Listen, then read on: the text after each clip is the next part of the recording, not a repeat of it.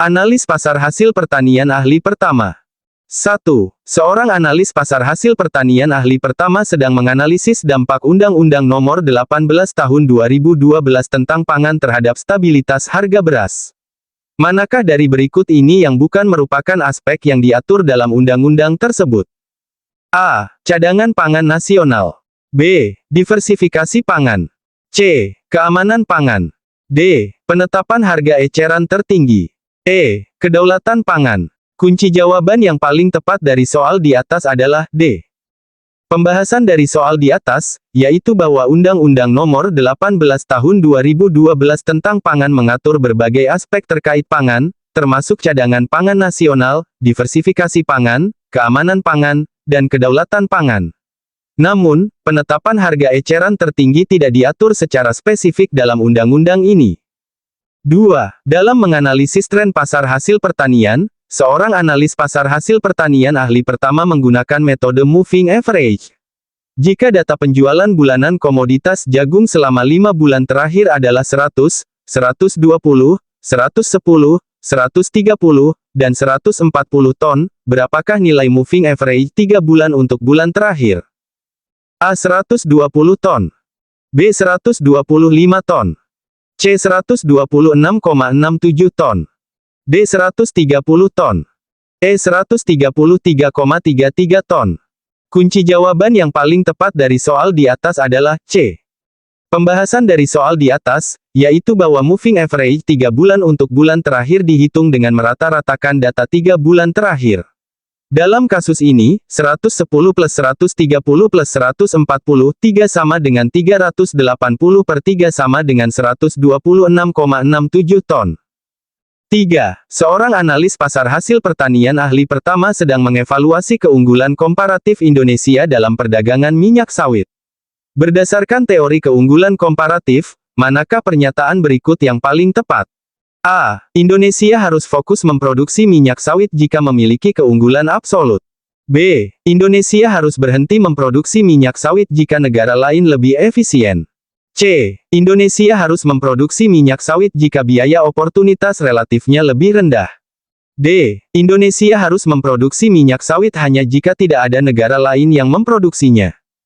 E. Indonesia harus memproduksi minyak sawit tanpa mempertimbangkan efisiensi produksi. Kunci jawaban yang paling tepat dari soal di atas adalah C. Pembahasan dari soal di atas, yaitu bahwa teori keunggulan komparatif menyatakan bahwa suatu negara harus berspesialisasi dalam memproduksi dan mengekspor barang yang memiliki biaya oportunitas relatif lebih rendah, bukan berdasarkan keunggulan absolut atau efisiensi mutlak. 4. Dalam menganalisis hambatan perdagangan internasional untuk produk hortikultura, seorang analis pasar hasil pertanian ahli pertama menemukan kebijakan negara importir yang membatasi jumlah impor.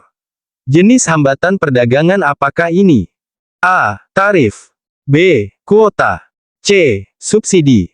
D. Dumping. E. Embargo. Kunci jawaban yang paling tepat dari soal di atas adalah B.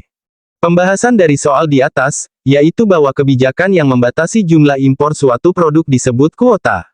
Ini adalah salah satu bentuk hambatan non-tarif dalam perdagangan internasional. 5. Seorang analis pasar hasil pertanian ahli pertama sedang mempelajari peran FAO dalam menangani krisis pangan global. Manakah dari berikut ini yang bukan merupakan fungsi utama FAO? A. Mengumpulkan dan menyebarkan informasi pertanian global. B. Memberikan bantuan teknis kepada negara-negara berkembang. C. Menetapkan standar keamanan pangan internasional.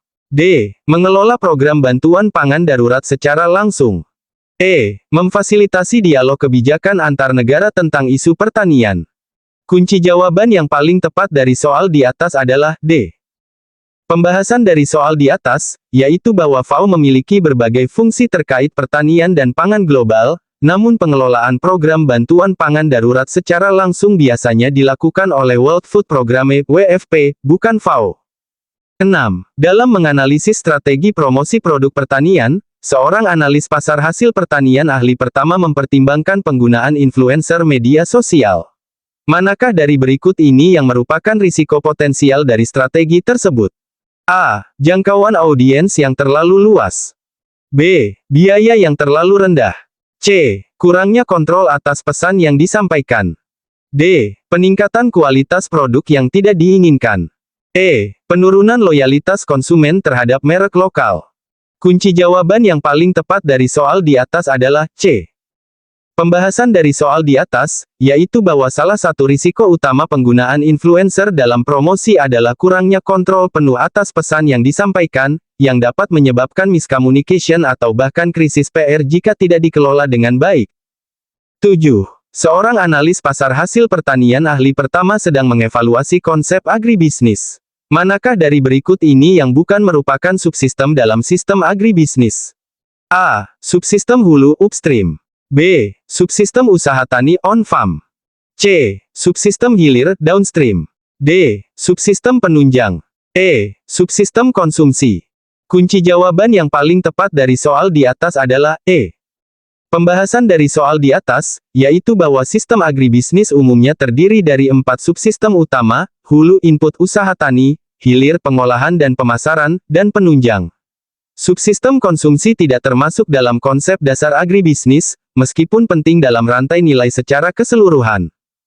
8. Dalam menganalisis elastisitas permintaan produk pertanian, seorang analis pasar hasil pertanian ahli pertama menemukan bahwa kenaikan harga beras sebesar 10% menyebabkan penurunan permintaan sebesar 5%. Berapakah nilai elastisitas permintaan beras tersebut? A-0,5. B. 0,5. C-2. D. 2. E-0,2. Kunci jawaban yang paling tepat dari soal di atas adalah A. Pembahasan dari soal di atas, yaitu bahwa elastisitas permintaan dihitung dengan rumus, persen perubahan kuantitas persen perubahan harga. Dalam kasus ini, minus 5%, 10% sama dengan minus 0,5. Tanda negatif menunjukkan hubungan terbalik antara harga dan permintaan. 9. Seorang analis pasar hasil pertanian ahli pertama sedang menganalisis efisiensi produksi pertanian. Dalam konteks ini, apakah yang dimaksud dengan efisiensi alokatif? A. Kemampuan menghasilkan output maksimum dari input tertentu. B. Kemampuan meminimalkan biaya produksi untuk tingkat output tertentu. C. Kemampuan mengkombinasikan input secara optimal berdasarkan harga relatifnya. D. Kemampuan meningkatkan produktivitas tanpa menambah input. E. Kemampuan menghasilkan produk dengan kualitas tertinggi. Kunci jawaban yang paling tepat dari soal di atas adalah C.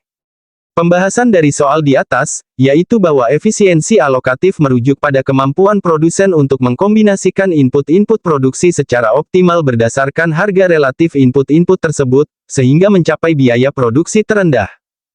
10.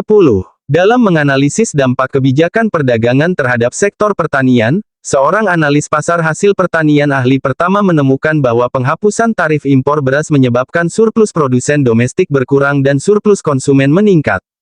Manakah dari berikut ini yang merupakan dampak potensial lainnya? A. Peningkatan harga beras domestik. B. Penurunan impor beras. C. Peningkatan produksi beras domestik. D. Penurunan kesejahteraan total masyarakat. E. Peningkatan pendapatan pemerintah dari tarif. Kunci jawaban yang paling tepat dari soal di atas adalah D. Pembahasan dari soal di atas, yaitu bahwa penghapusan tarif impor biasanya menyebabkan penurunan harga domestik, peningkatan impor, dan penurunan produksi domestik. Meskipun surplus konsumen meningkat, penurunan surplus produsen dan hilangnya pendapatan pemerintah dari tarif dapat menyebabkan penurunan kesejahteraan total masyarakat, terutama jika efek negatif terhadap produsen domestik sangat signifikan. 11. Seorang analis pasar hasil pertanian ahli pertama sedang mengevaluasi perencanaan usaha tani. Manakah dari berikut ini yang bukan merupakan komponen penting dalam perencanaan usaha tani? A. Analisis potensi pasar. B. Perencanaan produksi. C. Analisis kelayakan finansial. D. Strategi pemasaran. E. Penentuan varietas unggul nasional. Kunci jawaban yang paling tepat dari soal di atas adalah E. Pembahasan dari soal di atas, yaitu bahwa meskipun pemilihan varietas penting dalam usaha tani, penentuan varietas unggul nasional biasanya merupakan tugas lembaga penelitian atau pemerintah, bukan bagian dari perencanaan usaha tani individual. Komponen utama perencanaan usaha tani meliputi analisis pasar, perencanaan produksi, analisis kelayakan, dan strategi pemasaran. 12. Dalam menganalisis manajemen risiko usaha tani, seorang analis pasar hasil pertanian ahli pertama merekomendasikan diversifikasi tanaman. Apa keuntungan utama dari strategi ini? A. Meningkatkan efisiensi penggunaan lahan. B. Mengurangi kebutuhan tenaga kerja. C. Meminimalkan fluktuasi pendapatan. D. Meningkatkan kesuburan tanah. E. Mengurangi kebutuhan modal. Kunci jawaban yang paling tepat dari soal di atas adalah C. Pembahasan dari soal di atas, yaitu bahwa diversifikasi tanaman adalah strategi manajemen risiko yang efektif dalam usaha tani karena dapat meminimalkan fluktuasi pendapatan.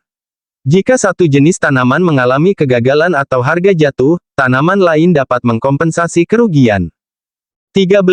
Seorang analis pasar hasil pertanian ahli pertama sedang mengevaluasi adopsi teknologi dalam usaha tani. Menurut teori difusi inovasi Rogers, kelompok petani manakah yang cenderung paling lambat mengadopsi teknologi baru? A. Innovators. B. Early adopters. C. Early majority. D. Late majority. E. Laggard. Kunci jawaban yang paling tepat dari soal di atas adalah E. Pembahasan dari soal di atas, yaitu bahwa dalam teori difusi inovasi Rogers, Laggard, atau kelompok tertinggal adalah kelompok yang paling lambat mengadopsi inovasi atau teknologi baru. Mereka cenderung skeptis terhadap perubahan dan lebih memilih metode tradisional. 14. Dalam menganalisis rantai nilai produk pertanian, seorang analis pasar hasil pertanian ahli pertama menemukan bahwa margin keuntungan terbesar dinikmati oleh pedagang perantara. Apa implikasi potensial dari temuan ini terhadap petani? A. Peningkatan pendapatan petani. B. Penurunan risiko usaha tani. C. Peningkatan akses petani ke pasar. D. Penurunan daya tawar petani. E. Peningkatan efisiensi produksi petani. Kunci jawaban yang paling tepat dari soal di atas adalah D.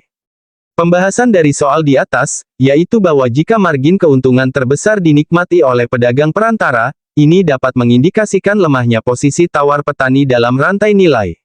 Implikasi potensialnya adalah penurunan daya tawar petani, yang dapat menyebabkan rendahnya harga jual di tingkat petani. 15. Seorang analis pasar hasil pertanian ahli pertama sedang mengevaluasi dampak perubahan iklim terhadap sektor pertanian. Manakah dari berikut ini yang bukan merupakan strategi adaptasi yang umum direkomendasikan? A. Pengembangan varietas tahan kekeringan. B. Penerapan sistem pertanian terpadu. C. Peningkatan penggunaan pestisida. D. Diversifikasi tanaman. E. Penerapan teknologi irigasi hemat air. Kunci jawaban yang paling tepat dari soal di atas adalah C. Pembahasan dari soal di atas, yaitu bahwa dalam menghadapi perubahan iklim, peningkatan penggunaan pestisida bukan merupakan strategi adaptasi yang direkomendasikan karena dapat meningkatkan risiko lingkungan dan kesehatan. Strategi adaptasi yang umum meliputi pengembangan varietas tahan cekaman, diversifikasi, dan teknologi hemat sumber daya.